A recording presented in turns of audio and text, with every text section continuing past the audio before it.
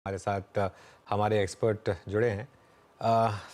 Quest investment adviser के CEO Anirudh सरकार।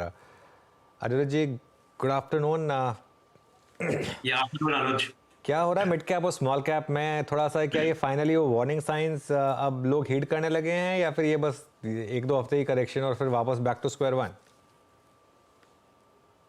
आई would say कि जो मिड कैप और स्मॉल कैप में जो हम लोगों ने काफी सारा अपसाइड देखा हुआ है लास्ट 6 मंथ्स टू 1 ईयर में, तो डेफिनेटली फ्रॉम द रेगुलेटर से लेके even advisers and even the portfolio managers, everyone is concern कि यहाँ पे अगर कुछ बड़ा एक्सीडेंट ना हो जाए। Because I think biggest concern होता है दैट ये जो small cap and mid cap market है वो सबसे ज्यादा डोमेस्टिक इन्वेस्टर्स, रिटेल इन्वेस्टर्स को अट्रैक्ट करता है ना। उसमें सबसे ज्यादा scope of the price manipulation भी होता है। तो आई थिंक ये जो पूरा जो मिड कैप स्मॉल कैप जो अपसाइड दिख रहा है, आई वुड से कि जो कंसर्न्स सब लोग हाईलाइट कर रहे हैं, we should not paint the entire mid cap small cap जो सेगमेंट है विद द सेम ब्रश।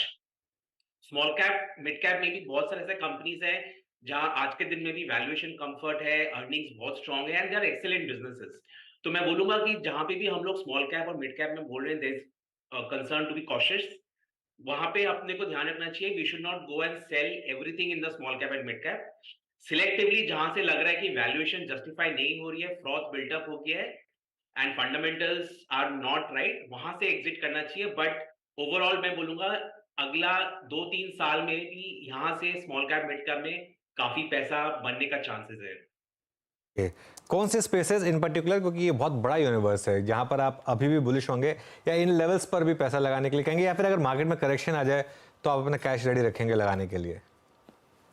मैं बोलूंगा कि जो सबसे ज्यादा इंपॉर्टेंट चीज है कि स्मॉल कैप मिड कैप में भी अपने को सेक्टर्स देखना बहुत इंपॉर्टेंट है कि कौन से सेक्टर्स में वहां पे अभी लग रहा है कि there is decent amount of scope. मैं बोलूंगा कि ऑटो एंसिलरी एक ऐसा जगह है जहां पे अगर आप वैल्यूएशंस देखें in the small, because most of the auto ancillaries are in the small cap and mid cap, there is hardly any large cap auto ancillary, but वहां पे अगर आप वैल्यूएशन देखेंगे तो काफी सारे ऑटो एंसिलरीज के वैल्यूएशंस बहुत अट्रैक्टिव है।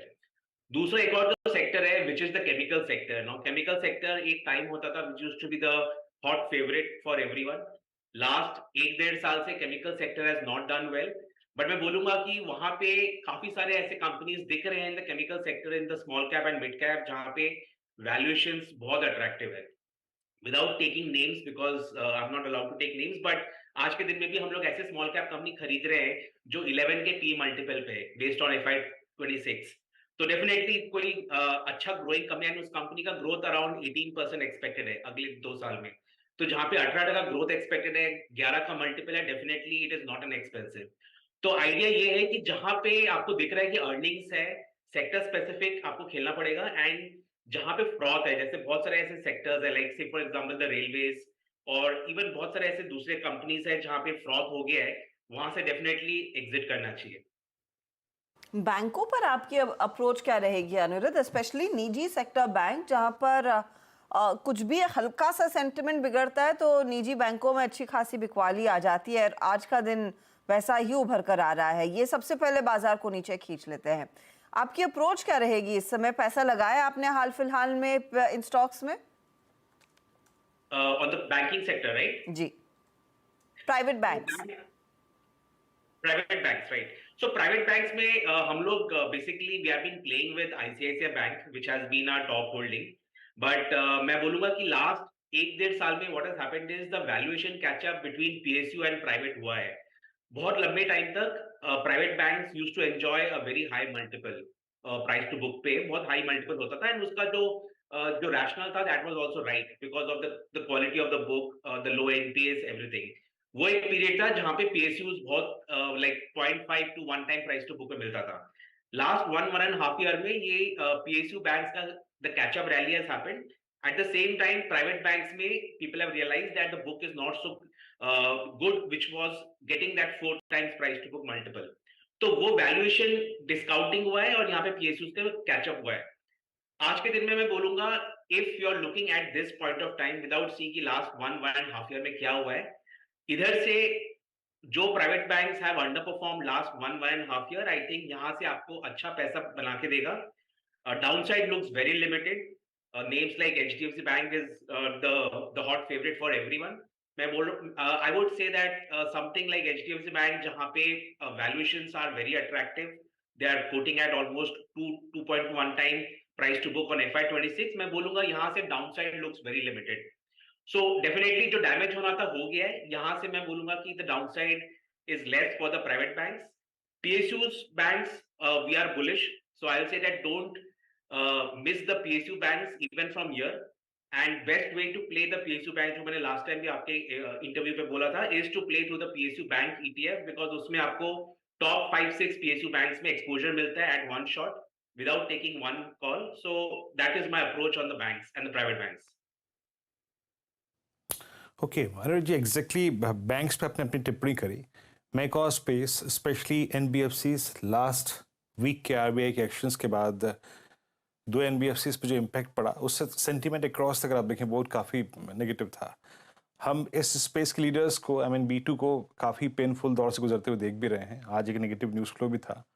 आपका एनबीएफसीज पे टेक, और मीनवाइल इंश्योरेंस स्टॉक्स ने अच्छा एक लीड लिया है इस पूरे पैक में. आप कैसे बाइसेक्ट करके व्यू बनाएंगे अपना यहाँ पे इस सेगमेंट में?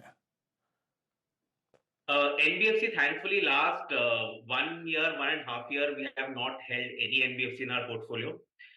6 months back, we had some exposure into companies जहाँ पे unsecured lending है, but thankfully that also we exited at the right time. I would say कि वो sector अभी is best to be avoided for the time being. कोई अगर fresh देख रहा है for the NBFC sector, मैं बोलूँगा थोड़ा avoid करना चाहिए. The reason being that RBI is now very focused that they don't want any kind of systematic risk in the whole ecosystem. And unsecured lending एक बहुत बड़ा space है जहाँ पे which has given the biggest growth for the NBFC sector. Now, if the RBI is going after unsecured lending, definitely growth will slow down. And वही concern है that because of the concerns on the slowing down in the growth, that's the reason the multiple contraction हुआ है. जितने भी NBFC आप देखेंगे, बड़े नाम छोटे नाम.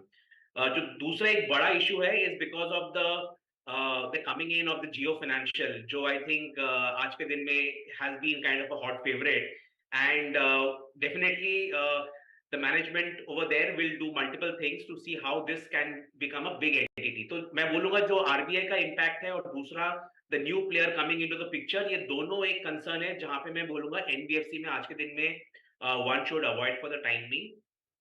इंश्योरेंस में we typically avoid, even I typically avoid insurance, क्योंकि उसमें बहुत सारा जो मूवमेंट्स होता है is dependent on policy announcement, any regulatory changes. तो जहां पे बहुत ज्यादा रेगुलेटरी चेंजेस का इम्पैक्ट होता है, typically I avoid, because then you can't factor in those things in the estimates. So insurance is for me avoid. Okay, insurance is avoid. चलिए, अब एक बार ज़रा मार्केट लेकर आई होगी, एक रिकवरी आ रही थी मार्केट में, निफ्टी में, लेकिन वो थोड़ी सी एक बार ज़रा निफ्टी लेकर आई है, हल्की सी मतलब वापस सस्टेन नहीं कर पाई और वापस हम डे लो की तरफ बढ़ गए. इनफैक्ट अब हम एक फ्रेश डे लो के काफ़ी करीब हैं. 22,341 था लो और अब हमें 22,354 पर, तो मतलब डे लो के काफ़ी करीब. और काफ़ी स्टॉक्स का इसमें कंट्रीब्यूशन रहा है. सुबह आईटीसी मजबूत था, लेकिन अब आईटीसी इस समय थोड़ा सा लोअर लेवल्स दिखा रहा है. अनिरुद्ध, एक ट्रेड जिसने बहुत शानदार कमाई करा के दी है वो है ट्रैवल एंड टूरिज्म, चाहे इंडिगो हो, चाहे इंडियन होटल्स हो, चाहे GMR हो. इस स्पेस में आप इन्वेस्ट कर रहे हैं क्या? तो द हॉस्पिटैलिटी सेक्टर, जो होटल सेक्टर है, वो सेक्टर है जहाँ पे हम लोग काफी टाइम से बुलिश है. इनफैक्ट हमारे पोर्टफोलियोज में लास्ट 1-2 साल से हम लोगों ने we have kept almost 6-7% of hotels in our portfolio. आज के दिन में मैं वो आई विल से कि वैल्यूएशन लेके बहुत डिबेट होता है. If you look at Indian hotel और Oberoi, valuation definitely is not cheap.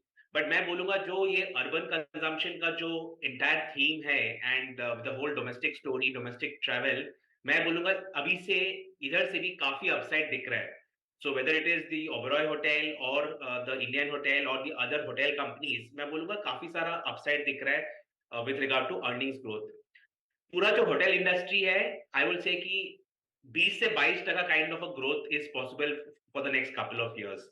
And ये आएगा आपका बोथ ARR contribution से as well as the occupancy is remaining high, and also the new hotels which are coming up. Airlines definitely is a good sector to play with. But airlines में again 3-4 factors होती है जो हमेशा impact करती है। एक होती है ऑयल, सेकेंड होती है कंपटीशन, थर्ड होती है द सीजनल फैक्टर। आज के दिन में मैं बोलूंगा जो तीनों फैक्टर है, oil, competition and the seasonal factor, all three are in favour of airline industry. तो definitely airline and hotel are the two sectors, definitely we are bullish even from this point. Okay, airline और hotels आपको पसंद है। Insurance कंपनियों पर अनिरुद्ध, इस समय क्या आप लोगों ने नया एक्सपोजर लिया है? क्योंकि प्रीमियम का डेटा आज हम सुबह देख रहे थे, कुछ कंपनियों के लिए काफ़ी ज़ोरदार रहा है। ये परहैप्स वो ईयर एंडर का फैक्टर भी हो सकता है कि फरवरी और मार्च, जैन फेब मई में हम नॉर्मली देखते हैं लोग अपनी रिन्यूअल्स कराते हैं in all purposes to save tax. लेकिन क्या यहाँ पर थोड़ा सा बदलाव आ रहा है इंडस्ट्री में? क्योंकि LIC एक स्टॉक था जिसने आउट परफॉर्म किया और फिर बाकी कंपनियों ने भी कैचअप किया है। तो insurance, as I mention, insurance as a sector हम लोग अवॉइड करते हैं बिकॉज उसमें बहुत ज्यादा द रेगुलेटरी चेंजेस होते रहते हैं। And but apart from that, like we don't have any exposure into insurance, but if you just ask me, definitely आपने बहुत अच्छा पॉइंट बोला है with regard to the seasonal factor. Typically Jan Feb March quarter में सबसे ज्यादा insurance the renewals for tax purposes होता है, इसलिए दिस क्वार्टर में the premiums is high. But having said that, I think as a story, as a concept, insurance sector will do well क्योंकि India is a very under-penetrated country from both health insurance and general insurance. तो as a concept, definitely insurance sector अच्छा करेगा, but because of the regulatory changes happening and too much of control, we typically avoid. Okay Anirudh, बहुत बहुत शुक्रिया आज हमारे साथ जुड़ने के लिए और हमसे बात करने के लिए।